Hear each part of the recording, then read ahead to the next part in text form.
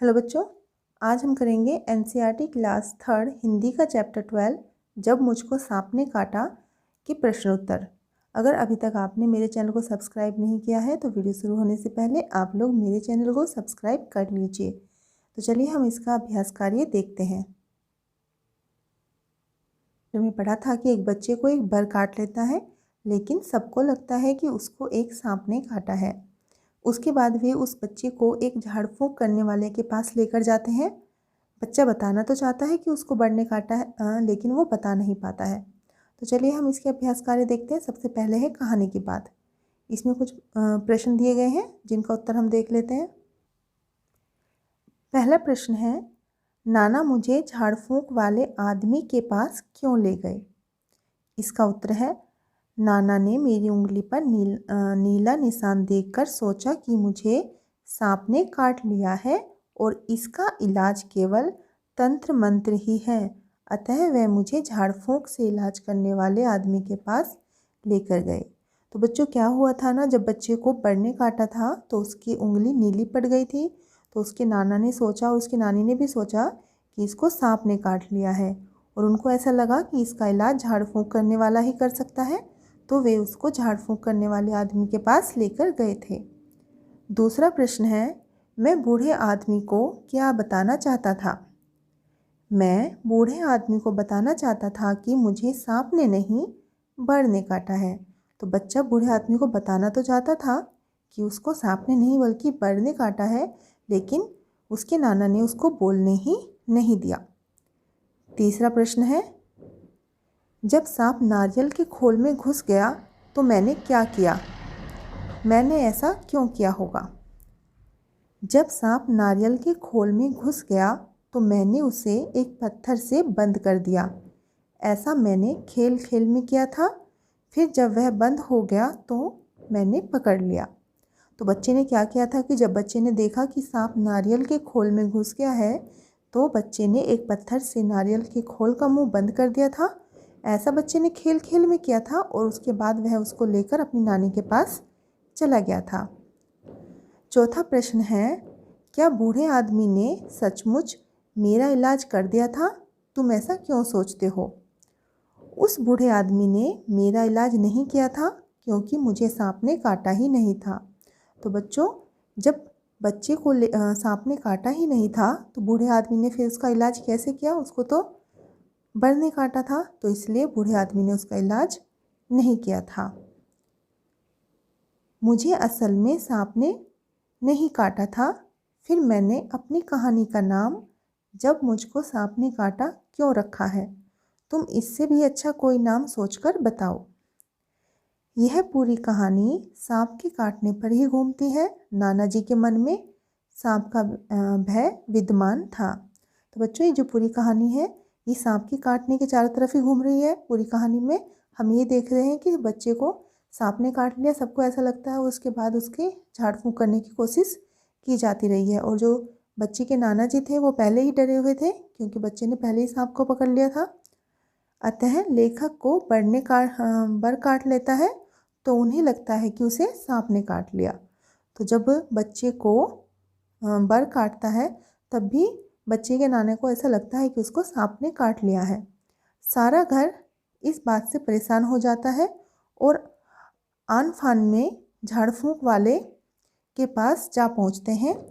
इस कहानी का और भी शीर्षक हो सकता है, जैसे अंधविश्वास, नाना का डर, गांव का डॉक्टर, या फिर हम लिख सकते हैं कि जब मुझे बर ने काटा।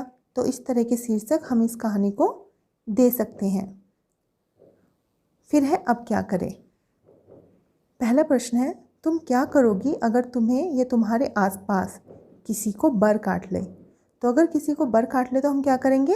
साफ लोहे की चीज़ से उस स्थान को रगड़ देंगे और यदि हमारे पास नौसादर है तो वहाँ पर उसको लगा देंगे। किसी को चोट लग जाए तो क्या करेंगे?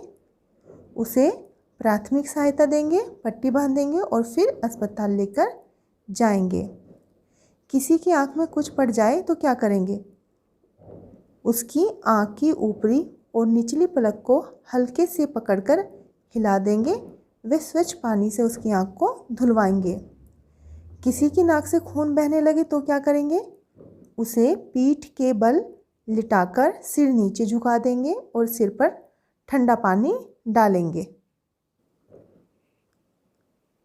कहानी में लड़के को बर काट लेती है। बर का डंक होता है। कुछ और कीड़ों के भी डंक होते हैं जिनके नाम आपको यहाँ पर लिखने हैं।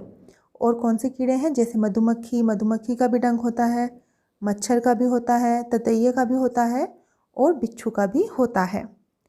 उसके बाद है तुम्हारी बात। यहाँ पे कुछ प्रश्न हैं जिनका उत्तर आपको खुद ही लिखना है। जैसे, मैं बूढ़े को कुछ बताना चाहता था पर बता नहीं सका। क्या तुम्हारे साथ भी कभी ऐसा हुआ है? अगर आपके साथ भी ऐसा हुआ है तो आप यहाँ पर लिख सकते हैं। क्या तुमने कभी सांप देखा है? तुमने सांप कहाँ देखा है? उसे देखकर तुम्हें कैसा लगा? अगर आपने सांप देखा है तो आप यहाँ पर लिख सकते हैं और आपको कैसा लगा वो भी आप यहाँ पर लिख सकते हैं।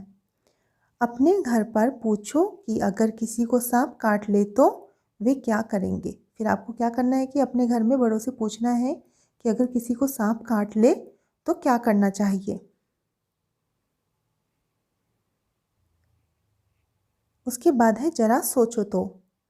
नारियल के खोल जैसी और कौन सी चीज़ें होती है जहाँ पर सांप छिप सकता था? तो ऐसी कौन कौन सी चीज़ें होती हैं? ऐसी चीज़ें हो सकती है टूटी हुई हांडियाँ, घास फूस, टूटे फूटे बर्तन या फिर टूटे फूटे खिलौने। उसके बाद है वह खोल अहाते में कैसे पहुंचा होगा?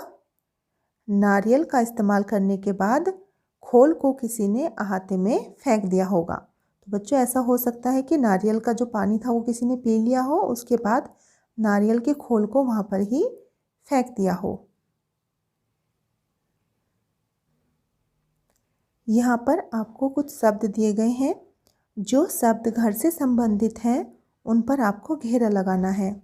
जैसे अहाता, अहाता घर से संबंधित है तो इस पर आपको घेरा लगा देना है। उसके बाद है आंगन, आंगन भी हमारे घर से संबंधित है, उस पर भी लगा देना है। फिर है बरामदा, बरामदा भी हमारे घर से संबंधित होता है। उसके बाद है जीना। फिर है अटारी, आला, आला घर में बनी हुई जैसे दीवार में कोई जगह हो जहाँ पर कुछ सामान रख देते हैं उसको आला बोलते हैं। उसके बाद है सीढ़ी, ये भी घर से संबंधित है। फिर है छत, उसके बाद है रसोई, फिर है छज्जा, उसके बाद है दालान, उसके बाद टांड, टांड भी घर में एक जगह होती है जहाँ पर चीज़ें रखी जाती हैं। फिर है कमरा और उसके बाद है मुंडेर। ये सब हमारे घर से जुड़ी हुई चीज़ें हैं। फिर है क्या समझे। नीचे लिखे वाक्यों का मतलब आपको बताना है। सांप पास की झाड़ी में गायब हो गया। इसका क्या मतलब था? इसका मतलब था कि जो सांप था वो पास की झाड़ी में छिप गया था। उसके बाद है वह चट मुझे गोद में उठाकर भागे। इसका मतलब है कि वे जल्दी से मुझे गोद में उठाकर दौड़े। फिर है अब बच्चा खतरे से बाहर है। इसका क्या अर्थ है?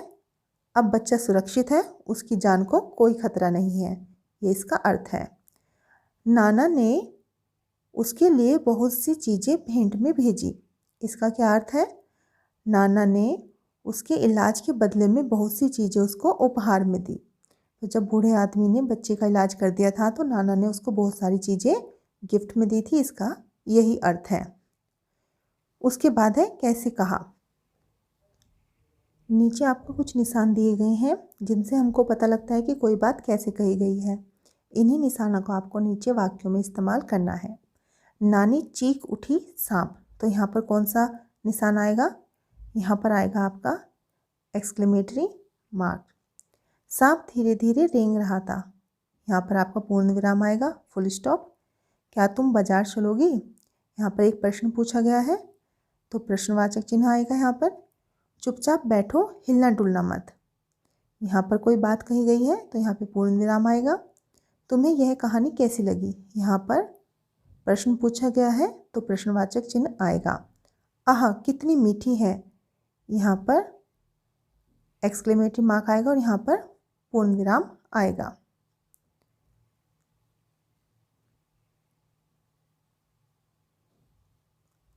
उसके बाद है क्या कहोगे।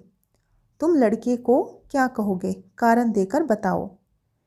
निडर, नादान, होशियार, शरारती, डरपोक, शर्मीला। याद रखो वह खोल में सांप लेकर भागा था। तो आपको इस बात का ध्यान रखना है कि जो बच्चा था वो खोल में सांप को लेकर भागा था। उसके बाद ही आपको बताना है कि आप बच्चे को क्या कहोगे। तो आप बच्चों को नादान कह सकते हैं, क्योंकि बच्चे को नहीं पता था कि उसको सांप को लेकर भागना चाहिए, नहीं भागना चाहिए, सांप को हाथ लगाना चाहिए, नहीं लगाना चाहिए। तो बच्चा थोड़ा सा नादान था। उसके बाद आपको यहाँ पर कुछ शब्द दिए गए हैं जो 2 बार इस्तेमाल हुए हैं, जैसे धीरे धीरे रेंग रहा था। ऐसे ही आप दूसरे शब्दों का इस्तेमाल कर सकते हैं, जैसे चलते चलते। वह चलते चलते गिर पड़ा। पीछे पीछे, तुम पीछे पीछे क्यों चल रहे हो। धीरे धीरे, धीरे धीरे चलो। अलग अलग, तुम दोनों अलग अलग आना। गरम गरम, गरम गरम समोसे खाओ। उसके बाद है भूल भुलैया। आपको बच्चे को उसकी नानी तक का पहुंचने का रास्ता बताना है। तो आप कहाँ से बता सकते हैं। जैसे यहाँ से बच्चा चलना शुरू करेगा, उसके बाद यहाँ से होते हुए यहाँ तक बच्चे को जाना है। तो ये रास्ता आप बच्चे को यहाँ पर दिखा सकते हैं। आपके लिए यहाँ पर कुछ जानकारी दी गई है, जैसे सांप अपना भोजन चबाते नहीं हैं, वे भोजन साबुत निगलते हैं। तो सांप के बारे में कुछ जानकारी है, जैसे कि वे अपना भोजन चबाते नहीं हैं बल्कि उसको ऐसे ही निगल लेते हैं। सांप के मुंह में दांत तो होते हैं लेकिन वे चबाने के लिए नहीं होते, वो खाने को निगलने के लिए होते हैं, और उनमें जहर होता है तो वो उसको सिर्फ काटने के काम आते हैं। सांप कभी बढ़ना बंद नहीं करते। तो जो सांप होते हैं वो अपनी पूरी ज़िंदगी में थोड़ा थोड़ा बढ़ते रहते हैं, कभी ऐसा नहीं होता कि सांप बढ़ना बंद कर दे। उसके बाद है सांप नाक से नहीं सूंघते, सूंघने के लिए सांप जीभ का इस्तेमाल करते हैं। तो जो सांप होते हैं वो अपने नाक का इस्तेमाल सूंघने के लिए नहीं करते, बल्कि जो वो बार बार जीभ बाहर निकालते हैं, जीभ का ही इस्तेमाल वे चीज़ों को सूंघने के लिए करते हैं। सांप के कान नहीं होते, इसलिए सांप बीन की धुन सुनकर नहीं नाच सकता। वास्तव में वह बीन बजाने वाले सपेरे से डरकर अपना फन फैला लेता है और लोग समझते हैं कि वह झूम रहा है। तो बच्चों, जो सांप होता है उसके कान तो होते नहीं है, तो बीन की धुन वो सुन ही नहीं सकता। लेकिन जब जो सपेरा होता है बीन बजाता है तो सांप उसकी बीन की तरफ को देखकर अपना फन फैलाता है कि कहीं बीन से उसको कोई खतरा तो नहीं है। तो उसकी तरफ को देखते हुए फिर वो अपना फन भी बीन के साथ साथ हिलाता रहता है। उसके बाद है सांप दूध नहीं पीते। कुछ सपेरे सांप को ज़बरदस्ती दूध पिलाते हैं, पर इससे सांप मर भी सकता है। तो सांप के लिए दूध अच्छी चीज़ नहीं है। भारत में लगभग 50 तरह के सांप जहरीले हैं, पर सिर्फ 4 सांपों के जहर से आदमी को खतरा होता है। तो भारत में 50 तरह के सांप ऐसे हैं जिनमें जहर है, लेकिन उनमें से सिर्फ 4 सांप ही ऐसे हैं जो इंसानों के लिए खतरनाक होते हैं। तो बच्चों, ये हमारा चैप्टर कंप्लीट हो गया है।